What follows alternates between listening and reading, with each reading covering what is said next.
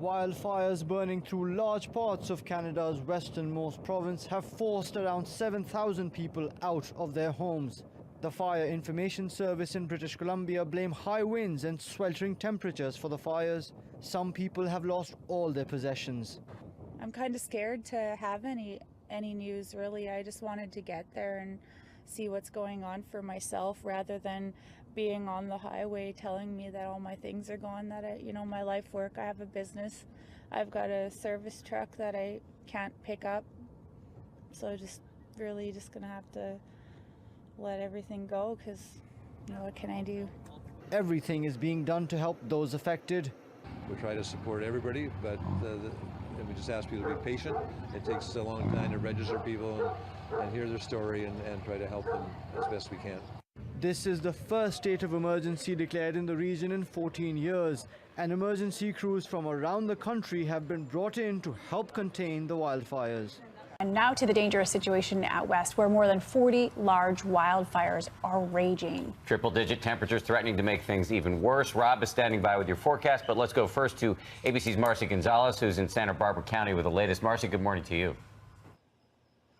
Hi, Dan and Paula. Good morning. You can see some spots still smoldering here in this area, ravaged by flames. This grill is just about the only recognizable thing left of this building. The house behind it burned to its foundation. This is just a part of the destruction as fire crews start what is expected to be yet another busy day. Overnight, firefighters battling fast-moving wildfires across the West. Hundreds of people forced to evacuate, the flames spreading dangerously close to homes and in Santa Barbara County, California, surrounding this summer camp. Dozens of children trapped inside, the only way out lined with smoldering brush and trees. The campers finally evacuated, some of them in tears. Scary? Yes, it was scary. Boarded onto buses to safety.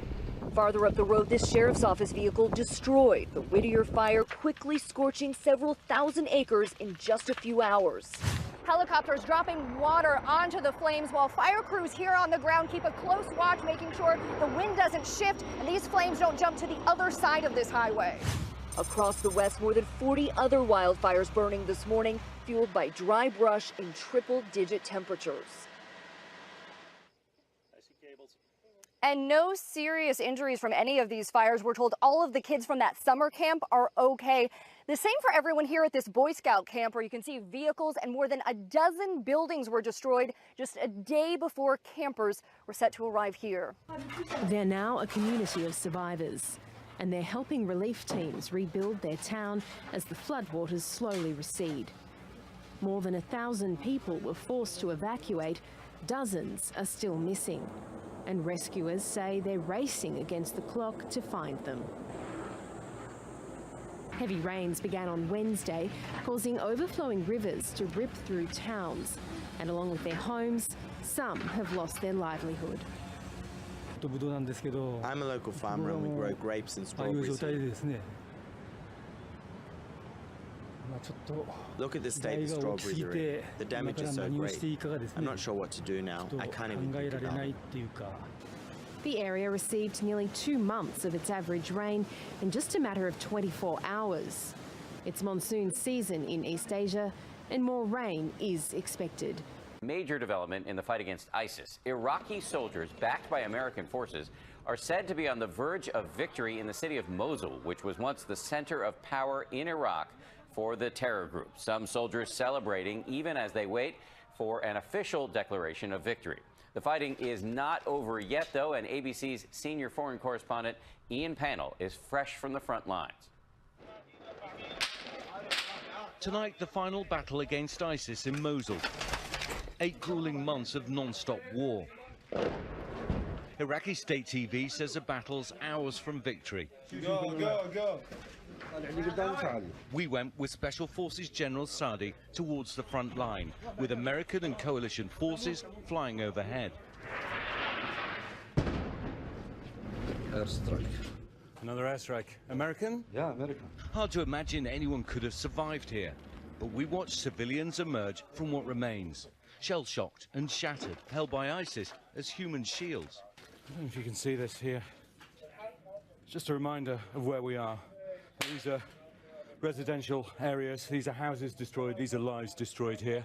The general says we're just yards away from ISIS. This is where the fighting is at its most fierce. The old city's been devastated, streets and alleys barely passable, but the fighting hasn't stopped. That was a US airstrike. Let's go and see. You can see where it went off. The old city's littered with bodies of the militants. Perhaps 100 or so still hold out. But there's now only one outcome here, and victory feels close at hand. Dan, this will weaken the group, but we shouldn't mistake that for an end to the war against ISIS. There's also a risk that many of those foreign fighters who came over here will now go back to their home country, carrying out further attacks.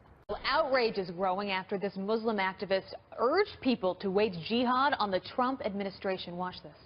I hope that when we stand up to those who oppress our communities, that Allah accepts from us that as a form of jihad, that we are struggling against tyrants and rulers, not only abroad in the Middle East or in the other side of the world, but here in these United States of America, where you have fascists and white supremacists and Islamophobes reigning in the White House.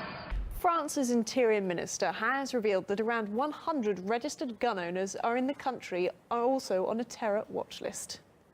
I have asked local police to identify the registered owners of firearms on terror watch lists. We have identified about 100 people, and the authorities are taking action to correct the situation. This appears to be a significant dysfunction. The announcement comes just a couple of weeks after the latest terror attack in central Paris, when a car full of weapons and gas canisters was rammed into a police van.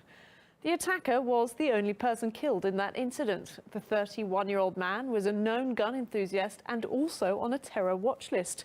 French journalist and author of Jihadist France, Alexandre Mendel, told us that legal gun ownership by people on the list is not the only concern either. This news actually shows that the stupidity and carelessness of French bureaucracy.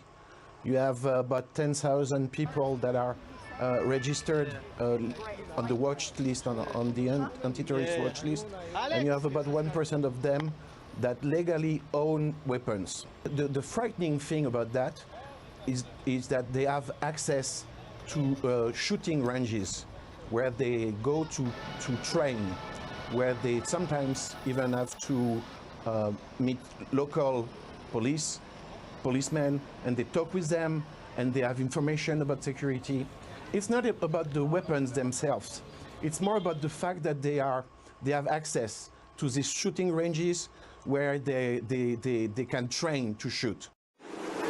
The point of departure, the Champs-Élysées in Paris, was symbolic. A policeman was murdered here in April in the name of political Islam. Some 60 imams are on a 6-day tour of European cities hit by attacks, including Berlin, Brussels and London. Those behind the Muslim March Against Terrorism believe they have to do more to defend their religion. The co-organizer says it's symbolic. These people are religious, brave and have faith. They're Muslims who say no to barbarity, no to hate, no to terror. That's a strong symbol, the message we need to send. This French Jewish writer campaigns for dialogue between religions. I think that for non-Muslims it'll be about discovery, the discovery of another Islam. And for Muslims, they'll have an example, people to follow. However, 3 prominent French Muslim leaders have jointly condemned the initiative, branding the first co-organizer controversial. Rejecting any link between Islam and terrorism, they say they've long condemned violence and promoted dialogue between religions. The Imam's journey returns to Paris next Friday. Indonesia is stepping up its efforts to reduce terrorism in the country. In the past year alone, Indonesia has seen several major attacks linked to the Islamic State. In order to further reduce those attacks, Indonesia's counter-terrorism agency recently signed an agreement with the Anti-Money Laundering Agency, especially aimed at putting a stop to terrorism financing. Authorities have found that terrorist groups are using online services such as PayPal and Bitcoin to make their transactions. These forms of financial technology makes it difficult to detect and trace the flow of funds. Ali says terrorist organizations have now taken a different approach to carrying out their attacks. Many organizations are now able to easily reach out to the younger generation through social media platforms, making it much more complicated for the government to control the problem. The high Sierras of western Guerrero State have been known since the time of the Aztec Empire for their gold mines. But today, they're also known for spilled blood and cartel conflict. Southern Mexico's mountainous terrain presents significant policing challenges, and narco-traffickers here have long been in charge and ruthless. But people tired of life under narco rule have created a vigilante force that has risen up against the reign of terror. In 8 towns, they've dusted off their grandfathers' shotguns and taken on the defense of their communities. The Sierra's so-called community police works in 24-hour shifts, posting 12 armed men on patrols and checkpoints before a changing of the guard sees them return to their day jobs in the mines. The vigilantes are acting without state recognition, and although officials refuse to comment, local residents told TRT World the uprising has put an end to the daily violence. There's a lot of tension because we know the narcos can come and attack at any time. But our men are keeping watch day and night, and there has been no more violence. It's the only way to fight organized crime, because the cops do nothing. Having seen out a month of peaceful rule, the community police movement is hoping to expand its influence into other terrorized Guerrero communities. We're willing to die to protect our families, but without a popular movement, we can't match the narco firepower. And convincing neighboring towns to join us is a tough sell. We hope to show people that to resist evil is better than to live in fear. On Friday, a police officer wounded in a shooting rampage in Baton Rouge, Louisiana in 2016 sued leaders of the Black Lives Matter movement, accusing them of inciting violence, which spurred the attack that left 3 other officers dead. According to the policeman, who was not named in the lawsuit, he was shot by a person violently protesting against police, in which violence was caused or contributed to by the leaders of and by Black Lives Matter. Documents show that Gavin Long, the black gunman identified in the Baton Rouge shooting, who was shot dead by police, identified himself as the member of an African-American offshoot of the anti-government sovereign citizen movement. In Charlottesville, Virginia, today, a large crowd turned out for a counter-protest against the Ku Klux Klan. The community is divided over plans to remove a statue of Robert E. Lee. As Paula Reed reports, the debate whether Confederate monuments are symbols of heritage or hate has been playing out across the South. Charlottesville police were out in full force, keeping the peace between the Ku Klux Klan and those who showed up to oppose them. It is a great sign for Charlottesville that we are ready to confront white supremacy, that we are ready to commit to ending oppression and making reparations. The Klan is protesting the city's decision earlier this year to remove this statue of Confederate General Robert E. Lee from a public park that used to bear his name. On the eve of the Klan's planned protest, the statue was vandalized with red paint. Cities across the country are deciding whether or not to remove and in some cases replace Confederate symbols. Last month in St. Louis, a Confederate memorial was removed from Forest Park after an agreement was reached between the city and the Missouri Civil War Museum. This spring, 4 Confederate statues were taken down in New Orleans after 2 years of court battles and a heated public debate. This man says taking down these statues is an effort to rewrite history. These statues are history. They should be left alone. You can't erase history. Charlottesville pastor Mark Mills says this is not about rewriting history, it's about unity. People are seeing the importance of and the value in each other, that we all matter. Chaos on the streets of Hamburg. Protesters clashing with police into Sunday morning, just hours after a mostly peaceful march in the city against the G20 summit. The 2-day meeting has been marred by protests, and as night fell on Saturday and world leaders returned home, things once again turned violent. German police were forced to turn their water cannons on rioters who in return hurled bottles and torched bins. Tensions had been high after violence broke out in the city on Friday night when radicals smashed windows, lit up cars and looted shops. The riots have left more than 200 police injured, while hundreds of people have been arrested and taken into custody.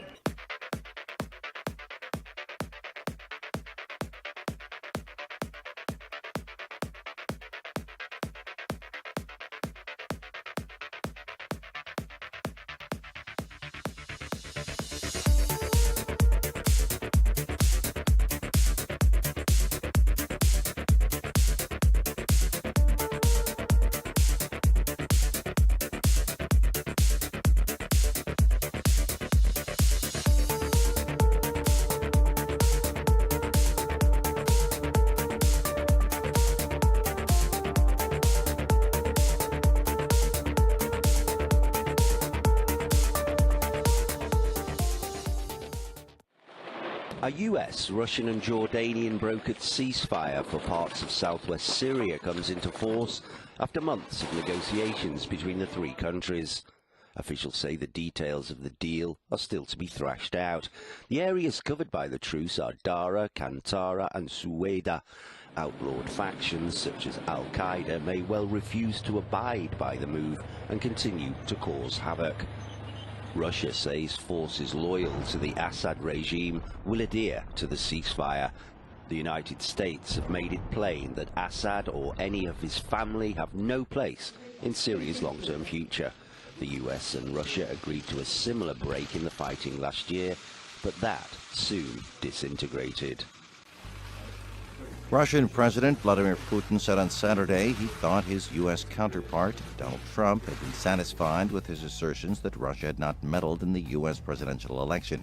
Speaking at the end of a G20 summit in Germany where the two leaders met face-to-face for the first time, Putin said he believed he had been able to establish a personal relationship with Trump and that the initial groundwork had been laid for an improvement in U.S.-Russian ties. Not long after the first meeting between President Trump and President Vladimir Putin, Washington's ambassador to the UN, Nikki Haley, reiterated the claim that Russia interfered in the 2016 U.S. presidential elections. Haley told CNN that, quote, "Everyone knows Russia meddled in our election," and she added that Moscow has also tried to interfere in elections in other countries. President Trump reportedly brought up the subject of election meddling in his meeting with President Putin and reportedly accepted the Russian leader's denial that Moscow interfered. Several U.S. government agencies, however, have concluded the opposite. 19 of the group of 20 agree on climate change, which sets the U.S. apart from the world's other leading economic and developing nations. German Chancellor Angela Merkel, who chaired this year's G20 summit in Hamburg, Germany, said she deplored U.S. President Donald Trump's move to leave the Paris Climate Agreement. In a declaration from the meeting, the rest of the leaders called the agreement irreversible. The group notes that the U.S. withdrew from the agreement, but that the country, quote, affirms its strong commitment to lowering emissions as long as the approach supports economic growth and improves energy security needs. The declaration also mentions free trade, which goes against Trump's America First ideology. The group said it, quote, will keep markets open and continue to fight protectionism. A treaty approved by 122 countries made a clear statement: nuclear weapons should be illegal in every sense of the term. A group of United Nations member states met in New York on Friday to approve the Treaty on the Prohibition of Nuclear Weapons. But there's just one problem.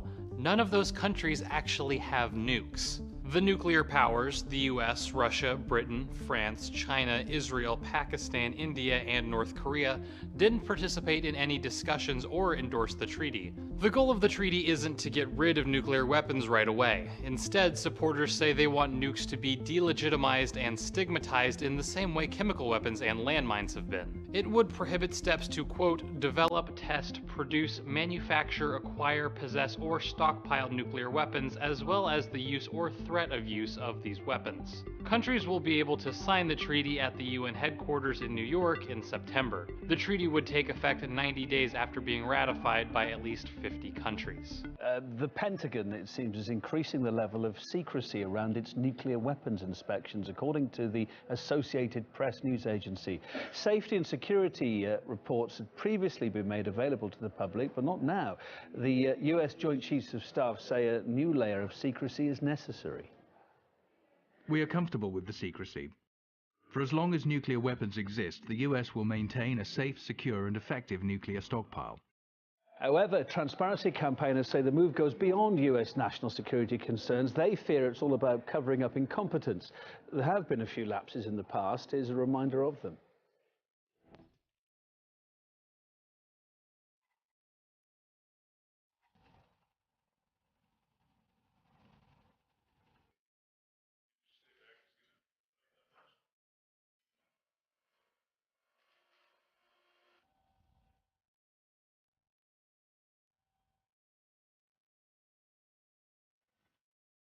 The internal and external reviews I ordered showed that a consistent lack of investment and support for our nuclear forces over far too many years has left us with too little margin to cope with mounting stresses. The reviews found evidence of systematic problems that, if not addressed, could undermine the safety, security, and effectiveness of the elements of the force in the future. Andrea Drummer is a cordon bleu trained chef who has worked in some of the most respected restaurants and hotels across the country.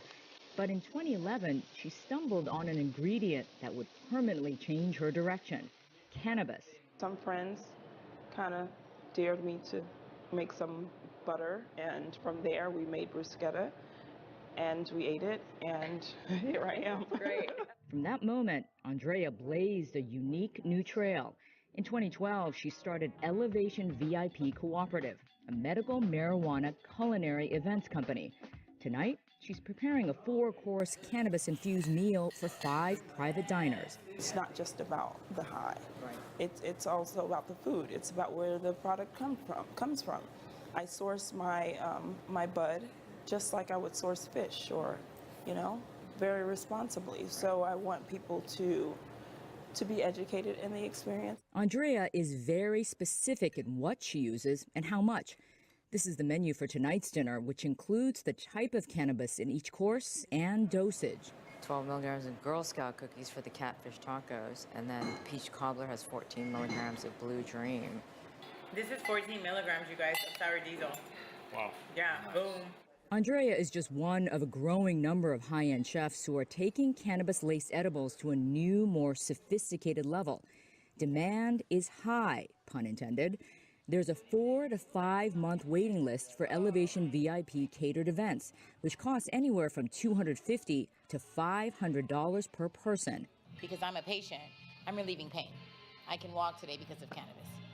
So a little edge off is not so bad. I've tried different treats, like brownies and cookies and such, but this is really good. I mean, the food's good already as it is, but now that it's infused, I think it takes it to another level.